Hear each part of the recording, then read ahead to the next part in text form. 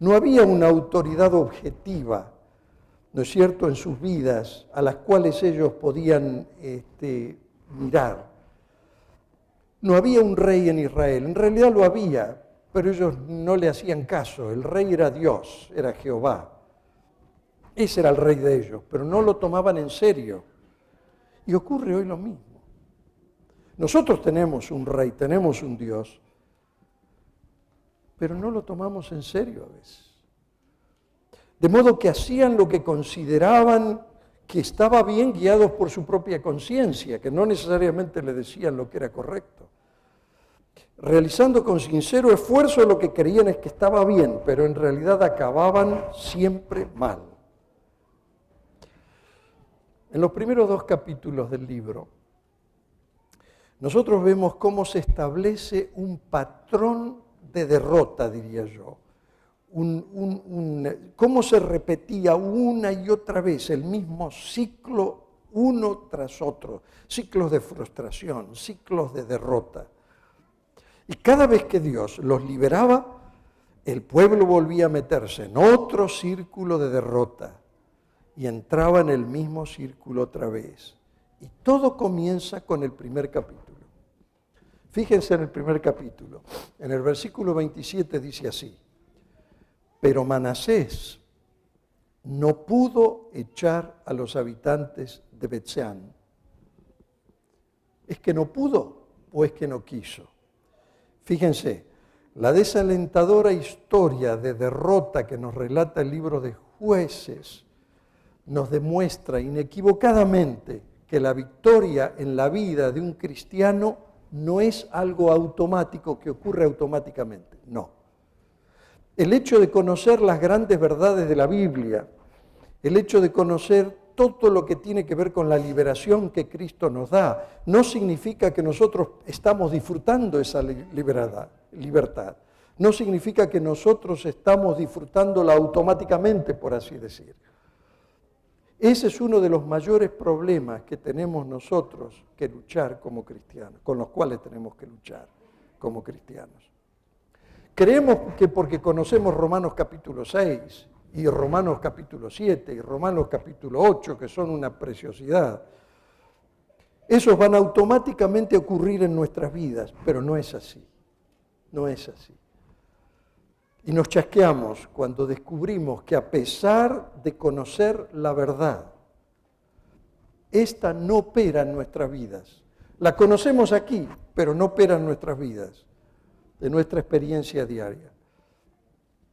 Y eso que existe una gran distancia entre lo que nosotros sabemos y lo que nosotros experimentamos es una tremenda realidad. La tribu de Manasés, mis hermanos, no obedeció a Dios. Ese fue el problema. Cuando les mandó Dios a ellos, una vez que entren en la tierra de Canaán, ustedes deben sacar a todas las tribus de los cananeos, sacarlas. Miren lo que dice en el versículo 29 del primer capítulo. Tampoco Efraín pudo echar a los cananeos que habitaban en Geser, sino que los cananeos habitaban en medio de ellos en Geser. Tampoco Zabulón, que era otra tribu, pudo echar a los habitantes de Quitrón, ni a los habitantes de Naalal, y los cananeos habitaron en medio de ellos. Y nuevamente se nos dice en el versículo 31, tampoco Aser, otra tribu, pudo echar a los habitantes de Aco, ni a los habitantes de Sidón. Si seguimos un poquito más en el verso 33, tampoco Neftalí pudo echar a los habitantes de Bet-semes ni a los de Bat-naanán. En otras palabras, desobedecieron la palabra de Dios. Dios les ordenó algo, pero ellos hicieron lo que ellos quisieron. Y ese es el principio de la historia de derrota del pueblo de Israel. Y es el mismo principio de derrota en la vida de cada uno de nosotros, como hijos de Dios. No tomamos a Dios en serio. Cuando Él dice una cosa, nosotros creemos que sabemos más que Él y hacemos lo que nos parece mejor ante nuestros propios ojos. Y no es así. Dios había dicho que debían echar a todos, todos con mayúscula, a todos los cananeos, que no debían asociarse con ellos, que no debían casarse con ellos, que no debían tener ningún tipo de contacto con ellos. Pero, ¿qué hicieron ellos? Cuando entraron en la tierra y fueron, investigaron. Y después de todo les pareció que eran medio inocuos, no eran peligrosos, que era un pueblo más o menos manso. Y les dijeron, miren, nosotros los vamos a dejar acá, quédense en la ciudad donde están. Nosotros vamos a formar otra ciudad al lado de ustedes y vamos a convivir juntos. Eso básicamente fue lo que hicieron, totalmente contra la voluntad de Dios. En otras palabras, al permitirles que quedasen, se conformaron con una victoria parcial. Y acá está el secreto. No una victoria total, parcial. Como cristianos, mis hermanos, yo les hago una pregunta. ¿No será que nosotros, como cristianos, nos satisfacemos con una victoria parcial en nuestra vida y no una victoria total? Tal vez hemos dejado, sí, el alcohol, hemos dejado, sí, el tabaco, hemos dejado las malas compañías, hemos dejado las drogas, hemos dejado muchas cosas que teníamos antes de ser cristianos, pero hemos conquistado nosotros, después de haber dejado todas, hemos conquistado el mal genio, por ejemplo. Hemos conquistado la avaricia. Hoy el hermano Jesús acá nos contó una historia. Y hay muchos hermanos que todavía desobedecen a Dios en el 10% y después vienen y piden ayuda. ¿Ayuda de qué? Si ustedes están robándole a Dios. El que le roba a Dios no puede pedir ayuda. Dios va a ayudar al que es fiel a Él. A ese sí le ayuda.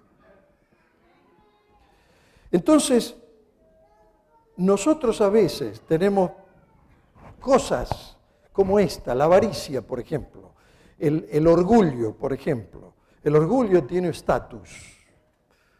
Y todos los que estamos, especialmente los que actuamos acá en el frente, somos los más propensos a caer en eso, en el orgullo. Y si no estamos en el frente, sentimos nuestro orgullo lastimado. O estamos esperando que se nos pase vaselina, nos digan lo bien que hemos hecho. Cuidado, mis hermanos. Cuidado con las malas palabras o la violencia en el hogar.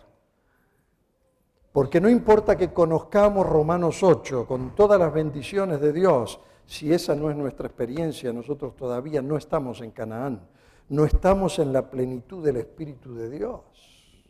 Lo tenemos aquí, pero nada más. Y cuán fácil nos autoconvencemos a nosotros y decimos, bueno, la verdad es que he mejorado tanto en comparación a lo que era, que estas son cosas triviales. No son triviales.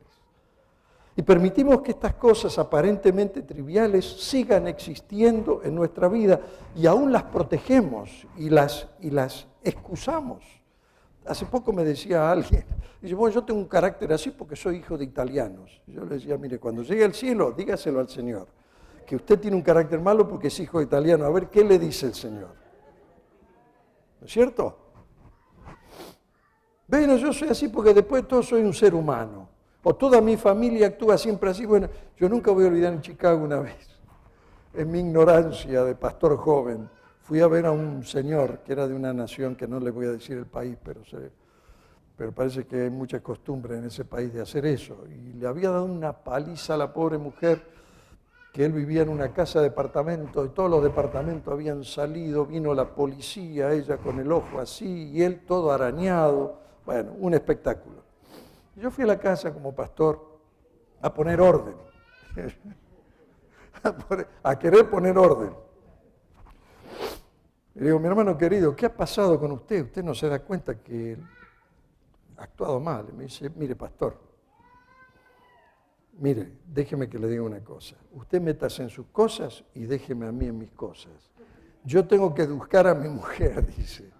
Yo tengo que buscar. Mi padre hacía lo mismo con mi madre y yo voy a seguir haciéndolo con mi esposa. Así que métase en sus cosas y yo me meto en las mías. Y bueno, Él tenía su excusa. Los padres lo hacían y por eso él lo hacía. ¿No es cierto? Y a veces los cristianos también nos permitimos que estas cosas aparentemente triviales, como es decir una mala palabra de vez en cuando, una mentirita por acá, una cosa, un robo por allá, una cosa, todas esas cosas parecen triviales, pero no son triviales ante los ojos de Dios. Cuando nosotros miramos esta historia, después de todo, esta historia nos muestra a nosotros cómo podemos nosotros caer también en un deterioro total, espiritualmente hablando. Esa es una conducta derrotista cuando nosotros decimos, bueno, yo soy así porque soy así y no puedo cambiar. Es derrotista, totalmente, y no condice a la victoria total que nos pide nuestro Señor. En el capítulo 2, por ejemplo, hallamos una advertencia de Dios acerca de los resultados de esta práctica. Escuchen bien, lo vamos a leer juntos. Capítulo 2, versos 2 y 3. Dice, el ángel de Jehová subió de Gilgal a Boquim y dijo, yo os saqué de Egipto y os introduje en la tierra acerca de la cual había jurado a vuestros padres diciendo, no invalidaré jamás mi pacto con vosotros, con tal que vosotros no hagáis una alianza con los habitantes de esta tierra, cuyos altares habréis de derribar. ¿Por qué habéis hecho esto? Por eso yo digo también, no los echaré de delante de vosotros, sino que os serán adversarios y sus dioses os servirán de tropiezo. ¿Qué hicieron los israelitas? Fíjense lo que dice el verso 11 y 12. Los hijos de Israel hicieron lo malo ante los ojos de Jehová y sirvieron a los Baales. Abandonaron a Jehová, el Dios de sus padres, que los había sacado de la tierra de Egipto, y fueron tras otros dioses de los pueblos que estaban en sus alrededores, a los cuales adoraron y provocaron a ira a Dios. Déjenme que les explique esto. Primero, desobedecieron. Y el siguiente paso fue natural, idolatría, la que llegaron a practicar abiertamente. Baal y Astarte eran los dioses de los cananeos. Baal era el dios hombre, Astarte la diosa mujer. Ambos eran los dioses de la fertilidad. La intención de los israelitas no era caer en idolatría, nunca fue. Porque ellos sabían muy bien que Dios les había mandado no inclinarse ante las imágenes. Imágenes que no hablaban, imágenes que no sentían, eran hechura de hombres. Ellos sabían muy bien ellos sabían muy bien los 10 mandamientos, lo conocían. Y no fue la intención dejarse atrapar por todo eso. ¿Pero qué sucedió? ¿Qué les sucedió? Déjenme que yo les explique, después de leer bastante comentarios. Esta es una conclusión muy lógica.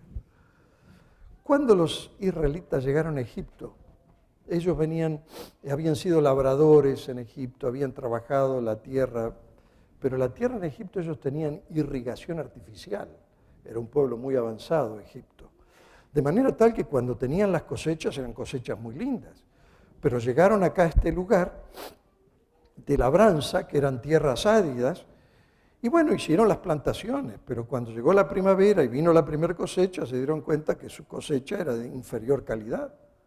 Y miraban a su alrededor y veían que todos estos cananeos tenían unas cosechas preciosas, granos preciosos. Y entonces estos israelitas les preguntaron, ¿y cómo hacen ustedes para tener esas cosechas? ¿Cómo es que logran tener esos granos tan hermosos? Y los cananitas les dijeron más o menos así. Es muy sencillo. Lo que nosotros hacemos es nos inclinamos ante los dioses de la fertilidad. Nosotros los adoramos, les ofrecemos sacrificios y cuando hacemos todas esas cosas, los dioses de la fertilidad, Baal y Astarte, nos producen estas cosechas magníficas. Y entonces los israelitas escucharon con mucha atención. Ahora déjenme sacar una reflexión de esto, que creo que es apropiada. ¿Nos hemos sentido nosotros alguna vez presionados del mismo modo que ellos? Sí. Hoy le pregunté a alguien, ¿dónde está fulano de tal? Se fue a trabajar. Hoy sábado.